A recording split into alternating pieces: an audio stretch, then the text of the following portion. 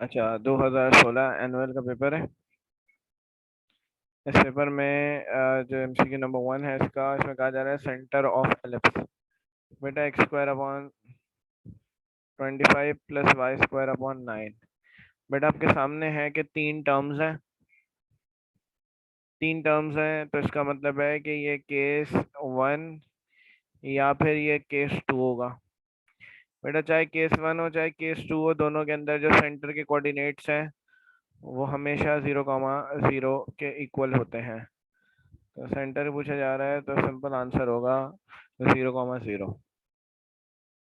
बेटा E is if e is equal to 2,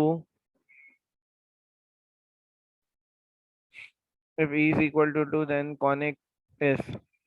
बेटा अगर एसेंट्रिसिटी 1 से बड़ी है, आपको पता है कि एसेंट्रिसिटी अगर 0 है तो सर्कल है, एसेंट्रिसिटी 1 के इक्वल है तो पैराबोला है, एसेंट्रिसिटी लेस देन 1 है तो एलिप्स है, और एसेंट्रिसिटी ग्रेटर देन 1 है तो हाइपरबोला है। तो आपके सामने है कि इसकी एसेंट्रिसिटी 1 से बड़ी है, तो इसका मतलब है कि ये हाइपरबोला है। If three vectors a b c are coplanar, then a b c का स्केलर ट्रिपल प्रोडक्ट, अगर 3 वेक्टर्स कोप्लानर है, ए बी सी का जो स्केलर ट्रिपल प्रोडक्ट है वो 0 के इक्वल होगा। तो इसका आंसर 0 हो जाएगा।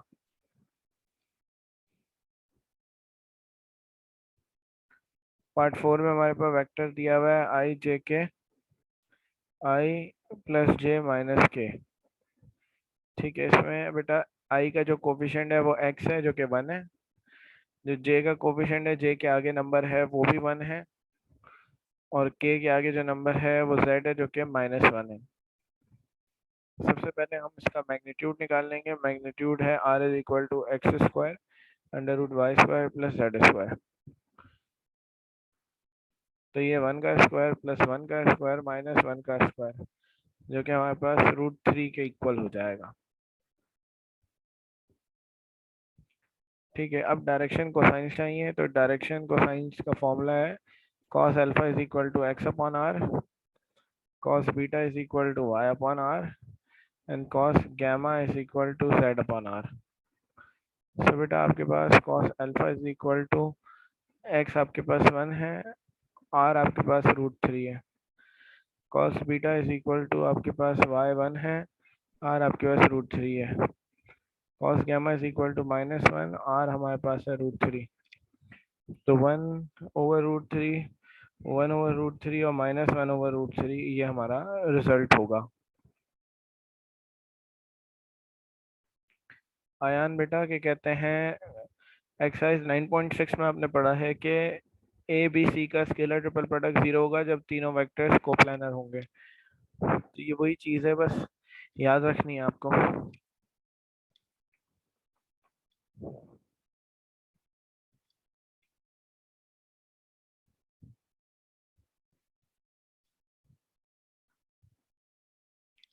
अच्छा, एमसीक्यू नंबर 5 में बहुत बच्चे गलतियां करते हैं और इसका आंसर गलत लिख देते हैं।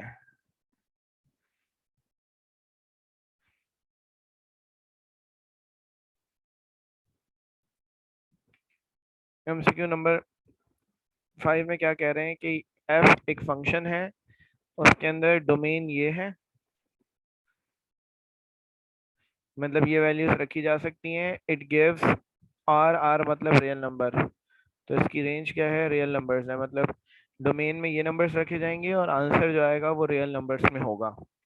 और बताया गया है कि एफ बराबर है, मतलब एफ ऑफ एक्स बराबर है एक्स स्क्वायर के। बट एक बात याद रखो, इसके अंदर अगर कोई नंबर नहीं है तो वो एक्स की जगह नहीं रखा जा सकता। बताता हूँ मैं, रुक जाओ। बेटा ये अगर स्क्वायर ब्रैकेट के अंदर लिखा हुआ है 1,5 -1,5, तो हम इसको कहते हैं क्लोज्ड इंटरवल अगर स्क्वायर ब्रैकेट लगा हुआ है, अगर यहाँ पर राउंड ब्रैकेट लगा हुआ होता है तो इसको कहते हैं ओपन इंटरवल। क्लोज्ड इंटरवल का मतलब है कि -1 और 5। क्लोज्ड इंटरवल का मतलब है कि -1 और 5 मिलाकर दरमियान की तमाम वैल्यूज, मतलब -1 से हम जाएंगे कहाँ तक, 5 तक। ओपन इंटरवल का मतलब है कि -1 और 5 को छोड़कर दरमियान की तमाम वैल्यूज। तो -1 को छोड़ दिया, -1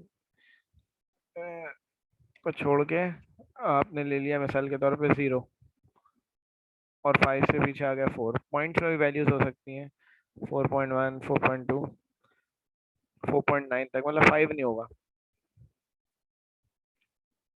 इसी तरीके से 0.9 हो सकता है माइनस का, लेकिन 1 नहीं होगा। तो ओपन इंटरवल का मतलब होता है -1 और 5 शामिल नहीं है सेट में, और क्लोज इंटरवल का मतलब -1 और 5 शामिल हैं और इसके दरमियान में जितने नंबर्स आ रहे हैं वो भी शामिल हैं। अब इसमें बेटा हमें जो वैल्यू निकालनी है वो हमें निकालनी है -2 की। कहा जा रहा है f ऑफ -2 की वैल्यू क्या होगी।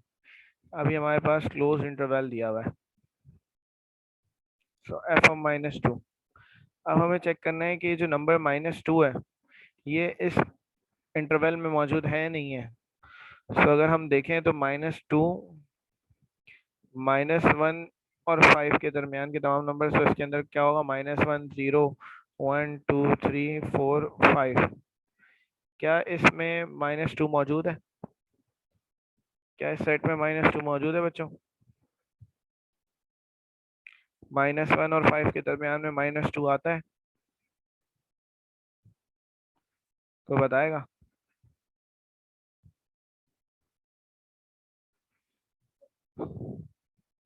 नहीं मौजूद।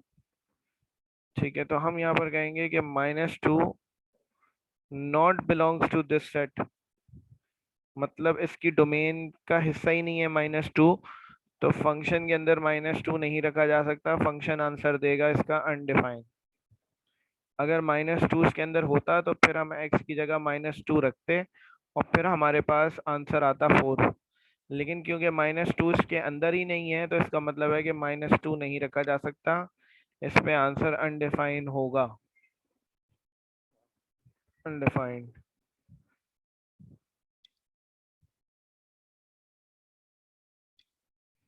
ये लिमिट की प्रॉपर्टी है, limit x tends to 0 e की पावर x -1 अपॉन x बराबर है 1 के।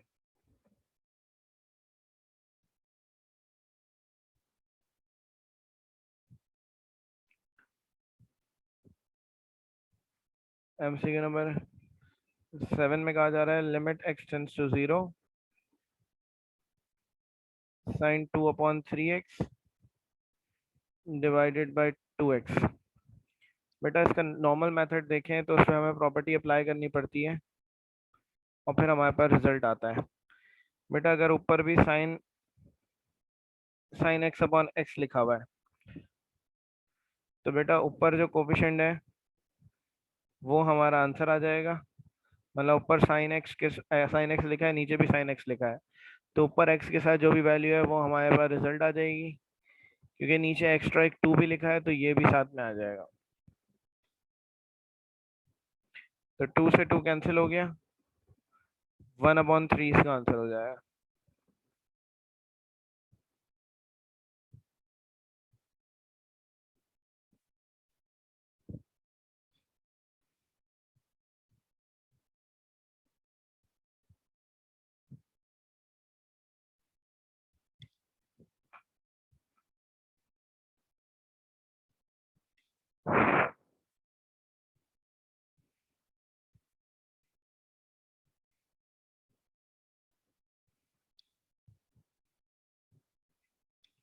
एमसीक्यू नंबर 8 में कहते हैं slope of a line, straight line which bisect the first and third quadrant.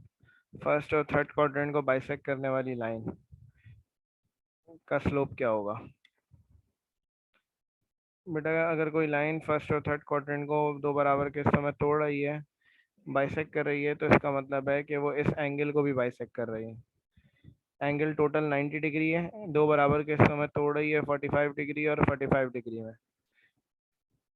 बेटा स्लोप निकालने के लिए इंक्लिनेशन चाहिए, और इंक्लिनेशन क्या है कि पॉजिटिव एक्स एक्सिस से इस लाइन तक का एंगल, तो ये बराबर है 45 डिग्री के, और स्लोप बराबर है m is equal to 10 alpha के, तो m is equal to 10 45, so m is equal to 1। चाहे तो इसको निकाल सकते हैं, चाहे तो याद रख सकते हैं कि फर्स्ट और थर्ड क्वाड्रेंट के बाइसेक्टर का स्लोप हमेशा 1 होता है।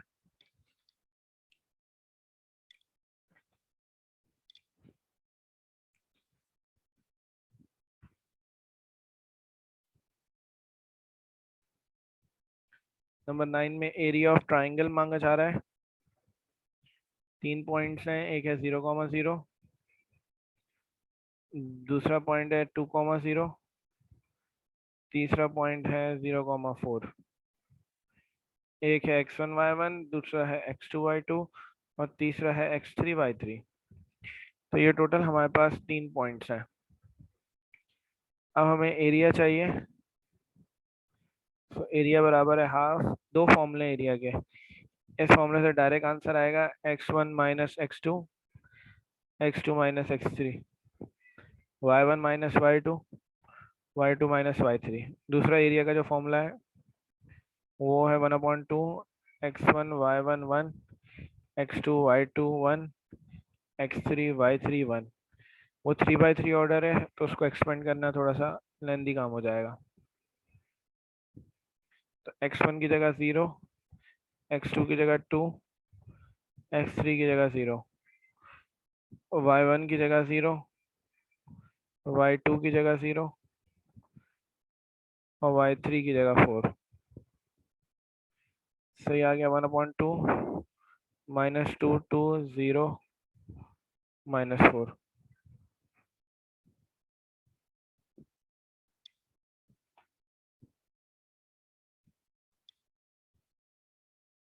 इसका डिटर्मिनेंट निकाल लेंगे। Area is equal to half cross multiplication 4 2 8 -0, 8/2 मतलब 4 हमारे पास का रिजल्ट आ गया। 4 स्क्वायर यूनिट्स हमारा इसका आंसर हो गया।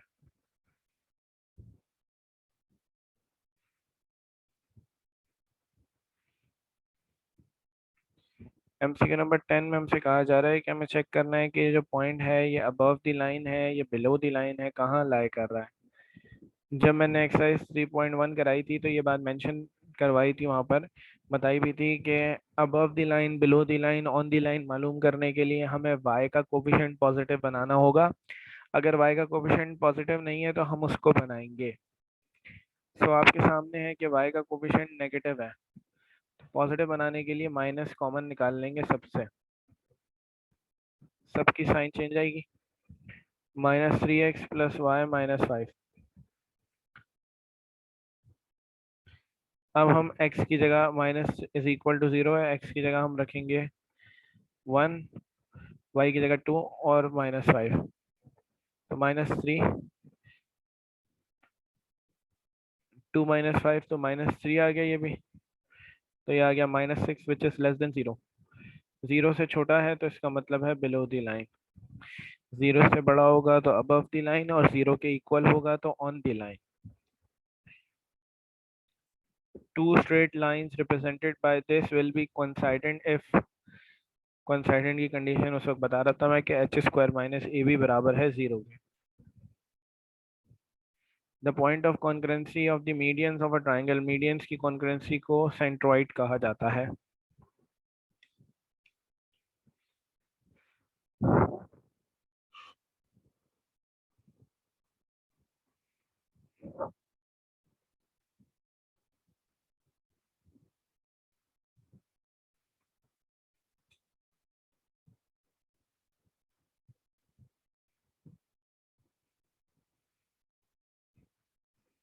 आगे आ गए।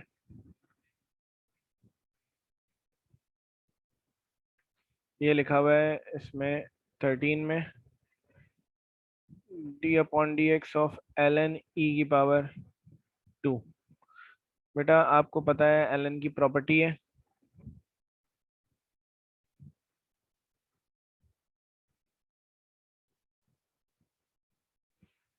कि जो पावर है वो हमेशा आगे आ जाएगी। तो एक्स स्क्वायर आगे आ जाएगा, साथ में आ गया एल एन ई। बेटा एल एन ई हमेशा 1 के इक्वल होता है, तो हमारे पास एक्स स्क्वायर आ गया, ये 1 के इक्वल हो गया। तो एक्स स्क्वायर का डेरिवेटिव आपके पास आ जाएगा 2x।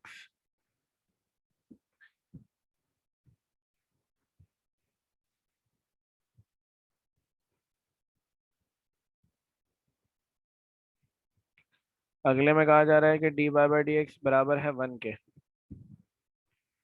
अब ये एक डिफरेंशियल इक्वेशन दी हुई है, तो हमें क्या करना है, इसमें x और y को अलग करना है। dx यहाँ डिवाइड हो रहा है, वहां जाके मल्टीप्लाई हो जाएगा, dy बराबर आ जाएगा dx के।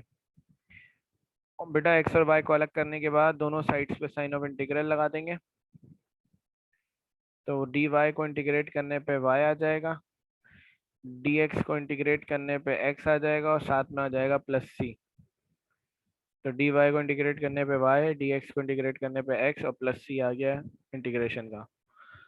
तो y is equal to X plus C answer हो गया इसका।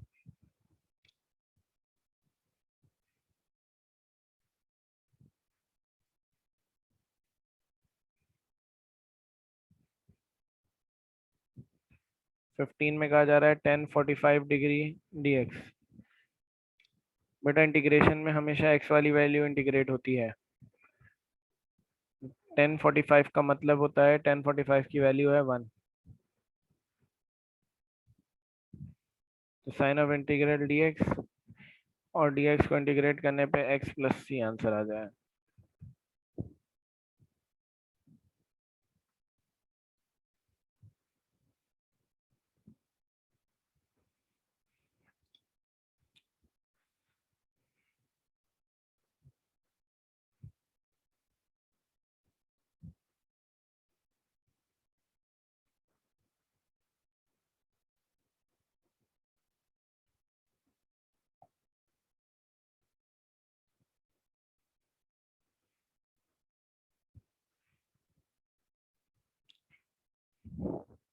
ये इंटीग्रेशन की एक प्रॉपर्टी है, ये यहाँ पर अप्लाई होगी।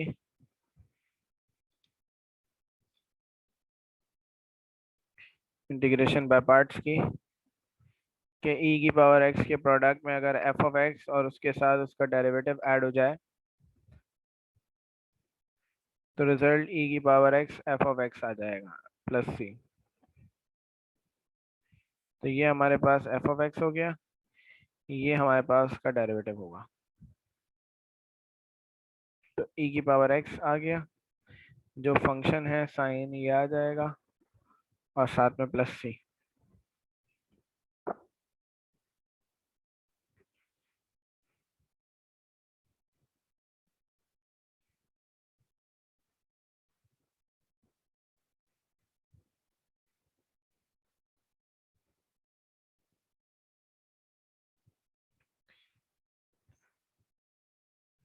MCQ number 17।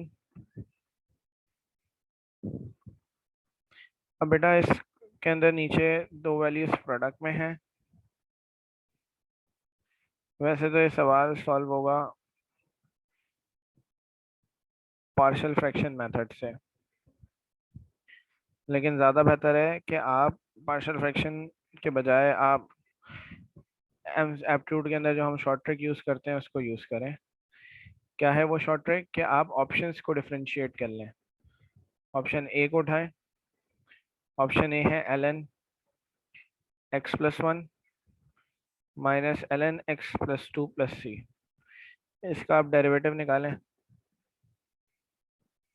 तो ln के साथ जो भी वैल्यू है वो 1 के नीचे आ जाएगी, और मल्टीप्लाई कराएंगे इसके डेरिवेटिव से, तो x का डेरिवेटिव 1 हो गया, और 1 का डेरिवेटिव हो गया 0। इसको डिफरेंशिएट कर दें, ln के साथ जो भी वैल्यू है 1 के नीचे आ गई, x प्लस 2, x का डेरिवेटिव और 2 का डेरिवेटिव 0। सी एक कांस्टेंट है, कांस्टेंट का डेरिवेटिव 0। तो ये आ गया 1 upon x plus 1 minus 1 upon x plus 2। LCM ले लें, x plus 1 into x plus 2। इन दोनों का product cross multiplication, x plus two minus x minus one, x x cancel, two minus one तो one upon x plus one into x plus two. तो वापस सवाल बन गया। यहाँ पे भी ये लिखा हुआ है अगर डी एक्स हटा दें तो one upon x plus one into x plus two. तो इंटीग्रेशन की शॉर्ट ट्रिक होती है एमसीक्यूज में कि अगर आपको इंटीग्रेट करना नहीं आ रहा तो आप ऑप्शन को डिफरेंशिएट कर दें तो सवाल बन जाएगा।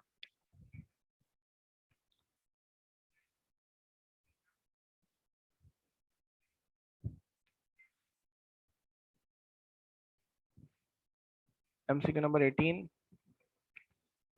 सर्कल का सेंटर दिया हुआ है 0, -5 और डायमीटर दिया हुआ है सर्कल का 4। सेंटर a, b है।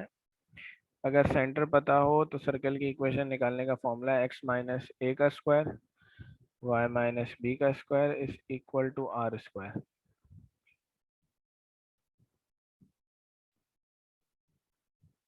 ए की जगह आ गया 0, बी की जगह आ गया -5। डायमीटर आपको पता है, रेडियस आपको पता है कि डायमीटर डिवाइडेड बाय 2 है, मतलब 4 डिवाइडेड बाय 2 मतलब 2। तो ये आ गया 2 का स्क्वायर रेडियस। एक्स स्क्वायर बराबर आ गया y प्लस 5 का whole square is equal to 4।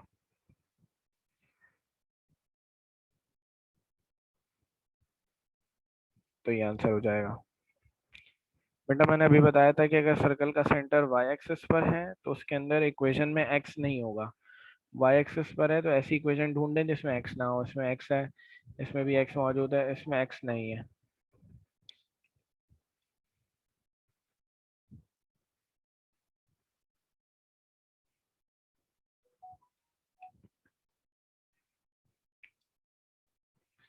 अच्छा, अगले सवाल में जो एमसीक्यू नंबर 20 है, इसमें लेंथ ऑफ लेटस रेक्टम मांग रहे हैं x माइनस वन का square is equal to -8y+2 का स्क्वायर। बेटा x पे स्क्वायर है और ये आपके पास है केस 4 की इक्वेशन से इसको कंपेयर कराएंगे। आपको खाली a चाहिए लेंथ ऑफ लेटस रेक्टम निकालने के लिए, तो 4a बराबर होगा -8 के। a आ गया -2, length of latus rectum equal है mod 4a के। तो mod 4a की जगह -2 रख दिया तो -8, तो -8 का mod 8 आ जाएगा। तो इसका आंसर 8 यूनिट्स हो जाएगा।